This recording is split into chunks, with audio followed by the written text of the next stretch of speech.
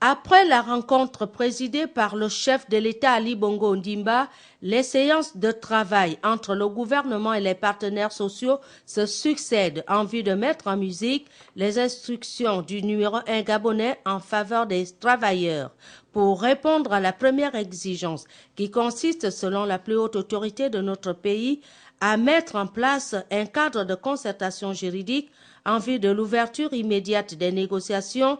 Le Premier ministre, le professeur Daniel Onaondo et les membres de son équipe se sont retrouvés ce 24 novembre 2014 avec les syndicats et le patronat afin d'amender le projet de décret portant création de la Commission nationale du dialogue social.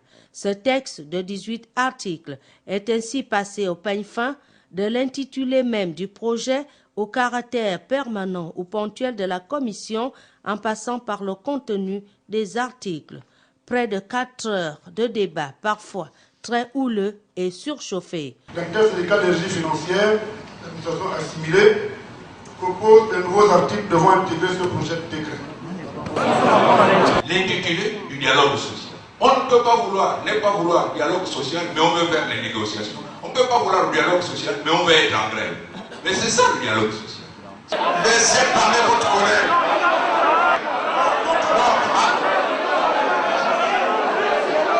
Quelles sont ceux qui sont pour 2 semaines?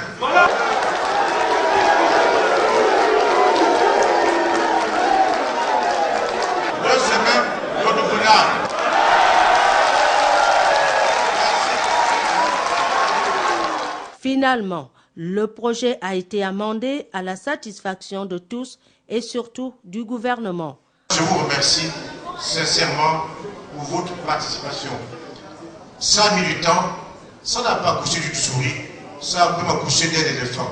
Nous avons fait œuvre utile aujourd'hui, gouvernement, patronat et syndicats, pour accoucher ce texte qui est le départ réel de la concertation que nous devons avoir ensemble. Le chef d'État a mis en place quelque chose, il nous appartient de faire en sorte que ce projet arrive à maturité et que les décisions soient prises. Il y a la volonté de votre côté, il y a aussi la volonté de notre côté. Les choses doivent donc aller vite.